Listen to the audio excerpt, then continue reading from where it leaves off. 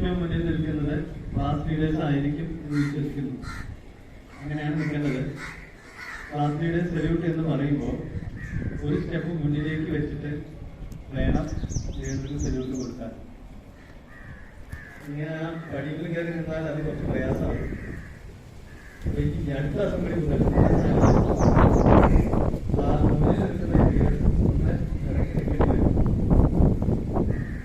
നമ്മുടെ ആദ്യത്തെ അസംബ്ലിയാണ് ഇന്ന് കൂടിയിട്ടുള്ളത്. കാലാവസ്ഥ അനുകൂലമല്ലാഞ്ഞതിനാൽ ഇതേവരെ ഇതിനൊരു അവസരം നമുക്ക് കിട്ടിയില്ല. ഇന്ന് ഒരു അസംബ്ലി കൂടണം എന്ന് വിദ്യാഭ്യാസ വകുപ്പിന്റെ നിർദ്ദേശവും ഉണ്ടായിരുന്നു.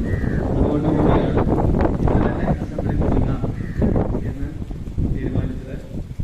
അസംബ്ലിക്ക് വരുമ്പോൾ ഇന്ന് വന്നതുപോലെ നിശബ്ദരായി വരി വരിയായി ഇവിടെ വന്ന് നിങ്ങൾ ഇന്ന് എവിടെയാണോ നിന്നത് അതേ ഉയരം കുറവുള്ള കുട്ടികൾ മുമ്പിലും ഉയരം കൂടുതലുള്ള കുട്ടികൾ പിന്നിലുമായി നിൽക്കേണ്ടതാണ്. എന്നാൽ നിശബ്ദരായി നിൽക്കണം. എന്തെങ്കിലും പ്രത്യേക അറിയിപ്പുകൾ നിങ്ങളെ അറിയിക്കാനുണ്ടെങ്കിൽ അതിനുള്ള ഒരു അവസരം കൂടിയാണ് അസംബ്ലി. 1-2 സമ്മാനങ്ങൾ ഈ സന്ദർഭത്തിൽ നിങ്ങൾക്ക് തരാനുണ്ട്. അതിനെക്കുറിച്ച് പറയുന്നതിനായി രാമോഹൻ മാഷെ ക്ഷണിക്കുന്നു. കോട്ടയം ആസ്ഥാനമായി പ്രവർത്തിക്കുന്ന കേരള ഗണിതശാസ്ത്ര പരിഷത്ത് എല്ലാ വർഷവും സംസ്ഥാന തലത്തിൽ ഒരു പരീക്ഷ നടത്താറുണ്ട്.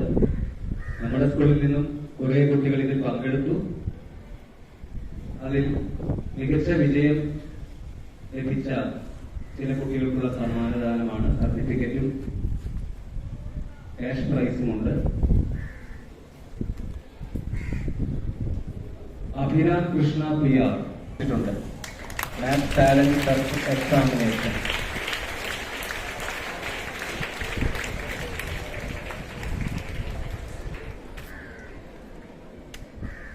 ഇപ്പോൾ 10ാം ക്ലാസ്സിൽ പഠിക്കുന്ന നേഹ PR.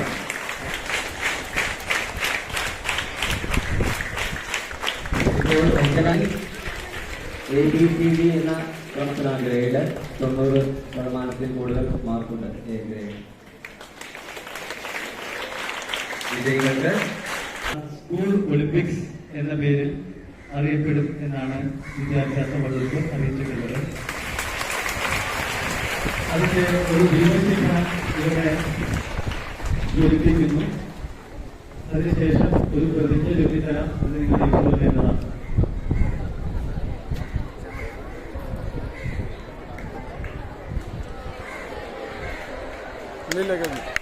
കൈയ്യടി കൈയ്യടി.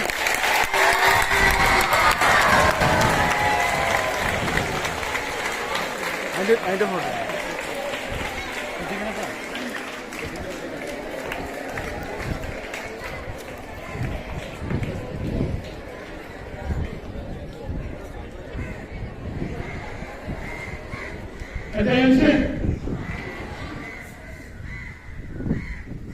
പാരീസ് ഒളിമ്പിക്സിന്റെ